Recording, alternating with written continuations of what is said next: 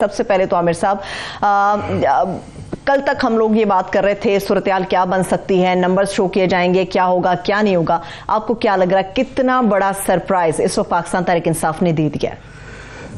वो तो बेचारे उनके लिए तो सरप्राइज नहीं, वो तो ये कह रहे थे सरप्राइज ये पीडीएम के लिए है, नून लीग के लिए है कि समहाउ उनको ये पता नहीं, जितने वो कॉन्फिडेंट थे। अता तारड़ साहब ये कह रहे थे कि मैं सियासत छोड़ दूंगा अगर इनके बाद नंबर्स पूरे हुए। ताउला जो राना सनाउल्लाह है उनके भी बड़ी बड़ी क्लेम्स थे कि ये नहीं है, बिल्कुल इनके बाद नंबर्स पूरे नहीं है। हर कोई ये कह रहा था, तो सरप्राइज उनके लिए है कि समहाउ मुझे लगता है कि उनको ये गारंटी थी कहीं तरफ से, या ये तासुर था या कोई अंडरस्टैंडिंग थी कि सरफराज उनके साथ खड़ा होगा। सरफराज ने थोड़ा सा मुझे लगता है उनके साथ या धोखा कर दिया या सरफराज ने बैकआउट कर दिया है, क्योंकि जितने वो कॉन्फिडेंट थे कि उनको ये पूरा अंदाज़ा था कि ये 186 नहीं हो सकेंगे, तो ये उनकी वो थी वजह। क्योंकि देखें ना, कल उन्होंने कोई उनके 50 बयान बदलते रहे हैं पहले ये, फिर उन्होंने कहा आज का बाद में तहलील होने जो इलेक्शन वोट ऑफ कॉन्फिडेंस लेने के बाद राना सनाउल्लाह ने फिर नई लाइन ली। उन्होंने कहा जी ये इन्होंने दिलासे दिए हैं, कस्में खाई हैं कि परवेज़ लाई असम्बली तहलील नहीं करेंगे। फिर ये कहा जी परवेज़ लाई वो लड़ाई करेगा कि जनाब बारगेनिंग अपनी करेगा कि मुझे नेक्स्ट चीफ मिनिस्टर बनाएं।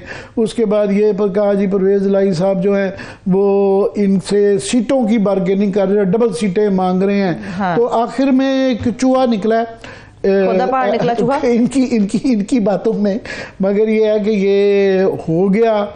अब ये बड़ी एक बचकाना किस्म की खबरें चल रही हैं कि जी उनके डबल साइन थे, फिर ये क्या वो जो है डबल राइटिंग के ऊपर डबल राइटिंग आ गई कि जी लेटर पैड ठीक नहीं था। अब ये बचकाना बातें हैं। इसके बाद मेरा ये जो ओरिजिनल दिखाया जा रहा है, मुनिस लाई ने फिर ये वाला लेटर पैड के ऊपर जो डबल राइटिंग के बगैर लेटर भी इशू कर दिया है। हाँ। तो ये बिल्कुल एक बचकाना सी है।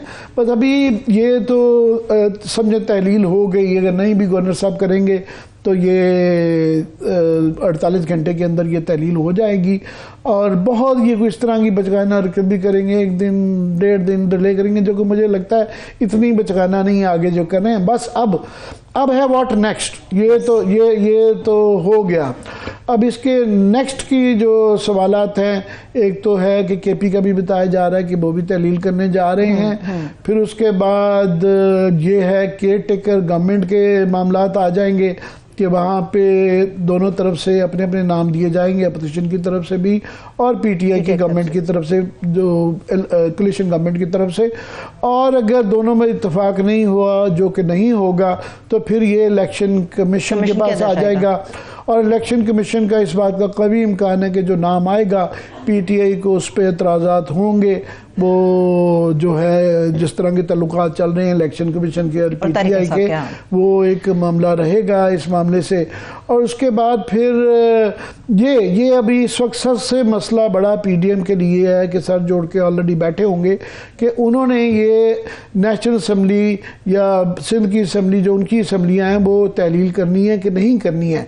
क्योंकि ये बड़ी टफ कॉल है। पहले वो कहते रहे हैं कि नहीं, बिल्कुल नहीं, हम इलेक्शन जो है ना सिर्फ के अगस्त तक लेके जाएंगे, असम्बली अपना टेन्योर पूरे करेंगी, बल्कि इस तरह के भी कोई जो कि नायत बेवकूफ़ाना क्लेम्स थे कि 6 महीने के आगे भी जा सकती है, साल की नेशनल गवर्नमेंट, टेक्नोक्रेटिक गवर्नमेंट। ये वो तो एक बेवकूफ़ा है। खाई साहब बड़े समझदार हैं, वो सियासी बयान तो ठीक है, मगर ये इसके अंदर कोई मैच्योर बयान नहीं है, क्योंकि आइन में इन चीज़ों की गुंजाइश नहीं है।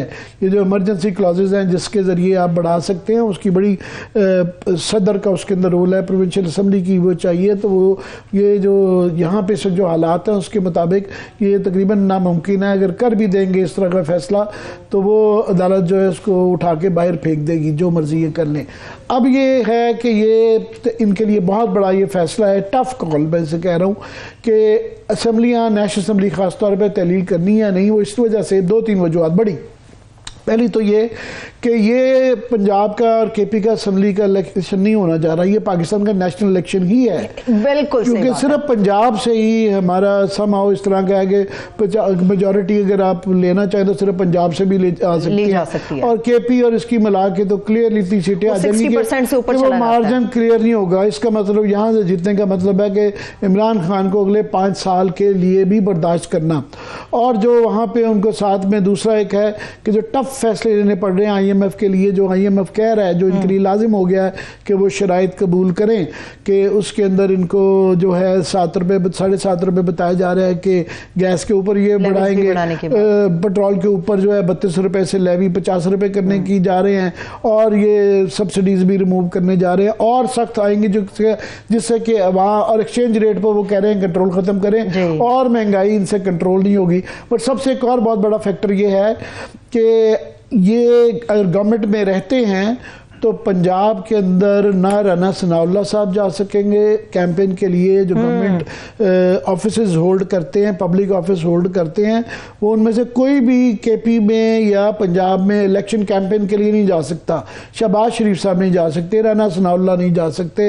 ये तमाम लोग क्या फिर वो अब वहाँ पे इमरान खान भी होंगे, वहाँ पे उनके तमाम लीडर, वफाकी लीडर, लोकल लीडर तो होंगे ही, उनकी तमाम जो स्टार्स हैं वो कैंपेन के में तकरीरें कर रहे होंगे।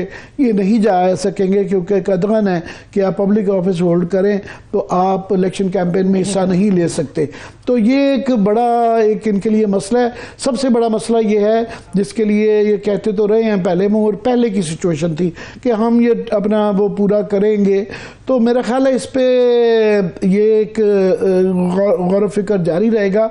सिंध में अलबत्ता जो है आसिफ जरदारी साहब अपना टेन्योर पूरा करना चाहेंगे, उनको ये पता है कि वो उनके पंजाब में चांसेस नहीं है, मगर वो बीच में कुछ थोड़ा सा चाह रहे हैं कि थोड़ा सा पाए पंजाब से, वो बिल्कुल आउट होने की वजह से वफाकी पॉलिटिक्स से आउट हो गए हैं। तो उसमें ना आसिफ जरदारी साहब जा सकेंगे, ना बिलावल जा सकेंगे, उनकी भी जो पार्टी के लोग हैं वो भी नहीं जा सकेंगे वहाँ पे पंजाब के अंदर और केपी के अंदर।